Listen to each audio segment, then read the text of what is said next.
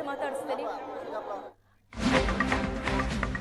ಕಬ್ಬಿಗೆ ಬೆಲೆ ನಿಗದಿ ಬಗ್ಗೆ ನಿರ್ಣಯಕ್ಕೆ ಬಾರದೆ ಕ್ಯಾಬಿನೆಟ್ ಸಭೆ ಅಂತ್ಯಗೊಂಡಿದೆ. ಇಂದು ಸಂಜೆ 7 ಗಂಟೆಗೆ ರೈತರ ಡೆಡ್ಲೈನ್ ಇತ್ತು.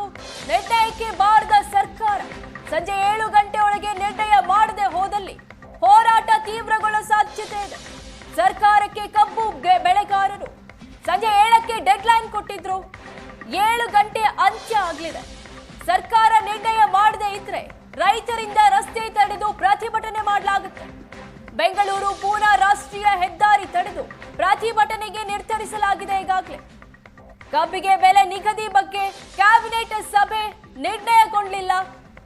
ಇಂದು ಸಂಜೆ 7 ಗಂಟೆಗೆ ರೈತರು ತಮ್ಮ ಡೆಡ್ಲೈನ್ ಕೊಟ್ಟಿದ್ರು. ನಿರ್ಣಯಕ್ಕೆ ಬಾರದೆ ಹೋದ್ರೆ ಪ್ರತಿಭಟನೆ ಮಾಡೋ ಎಚ್ಚರಿಕೆ ಕೊಟ್ಟಿದ್ರು.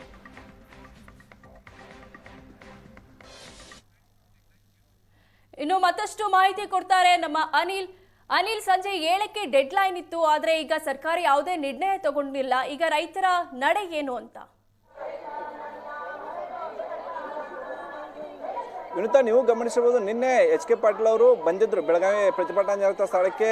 7ನೇ ದಿನ ಆದ ಬಳಿಕ ಸರ್ಕಾರ ತನ್ನ ಪ್ರತಿನಿಧಿಯಾಗಿ ಎಚ್ ಕೆ ಪಾಟೀಲ್ ಅವರನ್ನ ಗುರ್ಲಾಪುರ ಕ್ರಾಸ್ಗೆ ಕಳಿಸಿತ್ತು.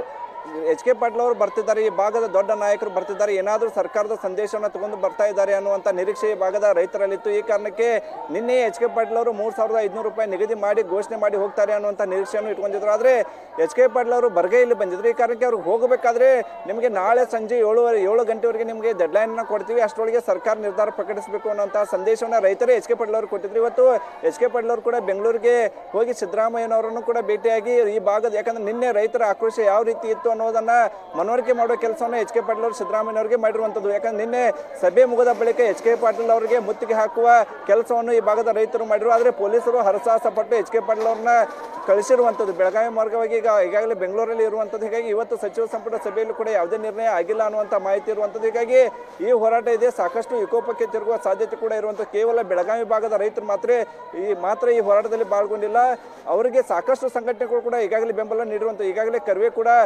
ಪದಾಧಿಕಾರಿಗಳು ಬಂದಿರುವಂಥದ್ದು, ಮಠಾಧೀಶರು ಕೂಡ ಬಂದಿರುವಂಥದ್ದು, ವಕೀಲರ ಸಂಘದ ಪದಾಧಿಕಾರಿ ಕೂಡ ಬೆಂಬಲ ಸೂಚಿಸುವ, ವೈದ್ಯಕೀಯ ಸಂಘ ಕೂಡ ಬೆಂಬಲವನ್ನು ಸೂಚಿಸಿ, ಹೀಗೆ ನೂರಾರು ಸಂಘಟನೆಗಳು ರೈತರಿಗೆ ಬೆಂಬಲ ಸೂಚಿಸುವ ಜೊತೆಗೆ ನಾಳೆ ನಾವು ಕೂಡ ರಾಷ್ಟ್ರೀಯ ಹೆದ್ದಾರಿ ಬಂದ್ಗೆ ಬರ್ತೀವಿ ಅನ್ನುವಂಥ ಎಚ್ಚರಿಕೆ ನೀಡಿದ್ದಾರೆ. ಹೀಗಾಗಿ ಏನಾದರೂ ನಾಳೆ ರಾಷ್ಟ್ರೀಯ ಹೆದ್ದಾರಿಗಳು ಬಂದೇ ಆದಲ್ಲಿ ನೂರಾರು ಕೋಟಿ ರೂಪಾಯಿ ನಷ್ಟ ಆಗುವ ಸಾಧ್ಯತೆ ಕೂಡ ಇರುವಂಥದ್ದು. ಇವತ್ತಷ್ಟೇ ಕೊಲ್ಲಾಪುರದ ಕಣ್ಣೇರಿ ಮಠದ ಸ್ವಾಮೀಜಿ ಕೂಡ ಹೇಳಿರುವಂಥದ್ದು, ರಾಷ್ಟ್ರೀಯ ಹೆದ್ದಾರಿ ಬಂದ್ ಮಾಡಿದರೆ ರೈತರಿಗೆ ಅಷ್ಟು ನಷ್ಟ ಆಗಲ್ಲ, ಬದಲಾಗಿ ಸರ್ಕಾರಕ್ಕೆ ನಷ್ಟ ಆಗುತ್ತೆ. ಹೀಗಾಗಿ ಸರ್ಕಾರ ಎಚ್ಚೆತ್ತುಕೊಂಡು ಇವತ್ತೇ ತನ್ನ ನಿರ್ಧಾರ ಪ್ರಕಟಿಸಲಿಕ್ಕೆ ಅರಾಜಕತೆ ಸೃಷ್ಟಿಯಾಗುವ ಸಾಧ್ಯತೆ ಇದೆ ಅನ್ನುವಂಥ ಎಚ್ಚರಿಕೆಯನ್ನು ಕೂಡ ನೀಡುವಂಥದ್ದು. ಹೀಗಾಗಿ ನಾಳೆ ಬೆಳಗ್ಗೆ 6 ಗಂಟೆಗೆ ಎಲ್ಲ ರಾಷ್ಟ್ರೀಯ ಹೆದ್ದಾರಿಗಳ ಬಂದ್ ಮಾಡೋಕ್ಕೆ ಈಗಿನಿಂದಲೇ ರೈತರು ಕೂಡ ತಮ್ಮದೇ ಆದಂಥ ಸಿದ್ಧತೆಗಳಲ್ಲಿ ತೊಡಗಿರುವಂಥದ್ದು.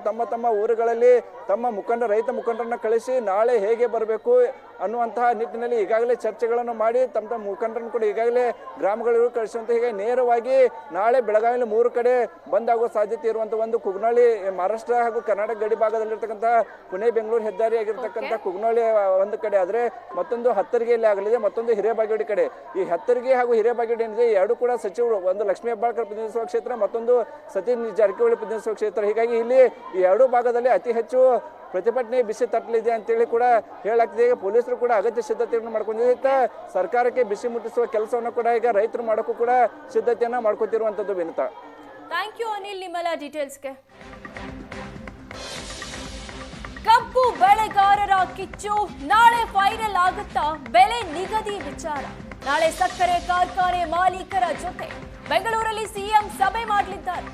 ಸಕ್ಕರೆ ಕಾರ್ಖಾನೆ ಮಾಲೀಕರ ಸಭೆ ನಂತರ ಬೆಲೆ ಘೋಷಣೆಯಾಗುತ್ತಾ? ಪ್ರತಿಭಟನೆ ಕೈ ಬಿಡುವಂತೆ ರೈತರಿಗೆ ರಾಜ್ಯ ಸರ್ಕಾರದಿಂದ ಮನವಿ ಮಾಡಲಾಗಿದೆ. ಪ್ರತಿಭಟನೆ ಕೈ ಬಿಡಿ ಅಂತ ರೈತರಿಗೆ ಸಹಾಯ ಆಗುವ ನಿರ್ಧಾರ ಮಾಡ್ತೀವಿ, ಸರ್ಕಾರ ನಿಮ್ಮ ಪರವಾಗಿದೆ, ಪ್ರತಿಭಟನೆ ಕೈ ಬಿಡಿ ಅಂತ ಕ್ಯಾಬಿನೆಟ್ನಲ್ಲಿ ಮನವಿ ಮಾಡಲಾಗಿದೆ. ನಾಳೆ ಸಕ್ಕರೆ ಕಾರ್ಖಾನೆ ಮಾಲೀಕರ ಜೊತೆ ಬೆಂಗಳೂರಲ್ಲಿ ಸಿಎಂ ಸಭೆ ಮಾಡಲಿದ್ದಾರೆ. ಸಕ್ಕರೆ ಕಾರ್ಖಾನೆ ಮಾಲೀಕರ ಸಭೆ ನಂತರ ಬೆಲೆ ಘೋಷಣೆ ಆಗುತ್ತಾ ಅನ್ನೋ ಪ್ರತಿಭಟನೆ ಕೈ ಬಿಡುವಂತೆ ರೈತರಿಗೆ ಈಗಾಗಲೇ ರಾಜ್ಯ ಸರ್ಕಾರದಿಂದ ಮನವಿ ಮಾಡಲಾಗಿದೆ. ಪ್ರತಿಭಟನೆ ಕೈ ಬಿಡಿ, ರೈತರಿಗೆ ಸಹಾಯ ಆಗುವ ನಿರ್ಧಾರ ಮಾಡ್ತೀವಿ ಅಂತ ಇಂದು ನಡೆದ ಕ್ಯಾಬಿನೆಟ್ನಲ್ಲಿ ಮನವಿ ಮಾಡಲಾಗಿದೆ. ಸರ್ಕಾರ ನಿಮ್ಮ ಪರವಾಗಿದೆ, ಪ್ರತಿಭಟನೆ ಕೈ ಬಿಡಿ ಅಂತ ಸರ್ಕಾರ ಭರವಸೆ ಕೊಟ್ಟಿರೋ ಕಬ್ಬು ಬೆಳೆಗಾರರ ಕಿಚ್ಚು ಸಂಬಂಧ ನಾಳೆ ಬೆಲೆ ಹಳೆ ಸಕ್ಕರೆ ಕಾರ್ಖಾನೆ ಮಾಲೀಕರ ಜೊತೆ ಬೆಂಗಳೂರಲ್ಲಿ ಸಿಎಂ ಸಭೆ ನಡೆಸಲಿದ್ದಾರೆ. ಸಭೆ ಬಳಿಕ ಬೆಲೆ ನಿಗದಿಯಾಗುವ ನಿರೀಕ್ಷೆ ಇದೆ. ಪ್ರತಿಭಟನೆ ಕೈ ಬಿಡುವಂತೆ ಈಗಾಗಲೇ ಕಬ್ಬು ಬೆಳೆಗಾರರಿಗೆ ಸರ್ಕಾರದಿಂದ ಮನವಿ ಮಾಡಲಾಗಿದೆ. ಇವತ್ತು ನಡೆದ ಕ್ಯಾಬಿನೆಟ್ ಸಭೆಯಲ್ಲಿ ಚರ್ಚೆ ಮಾಡಲಾಗಿದೆ.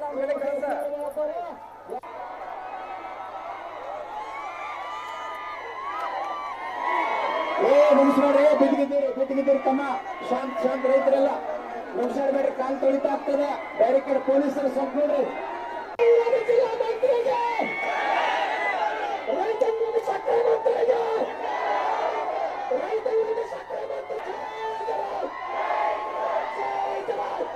ಸತತ 8 ದಿನಗಳಿಂದ ಕಬ್ಬು ಬೆಳೆಗಾರರು ಹೋರಾಟ ನಡೆಸ್ತಾ ಇದ್ರು.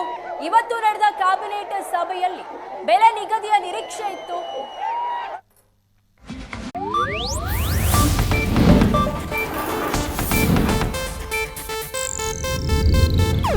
ಇದು ಏಷ್ಯಾನೆಟ್ ನ್ಯೂಸ್ ನೆಟ್ವರ್ಕ್ ಪ್ರಸ್ತುತಿ.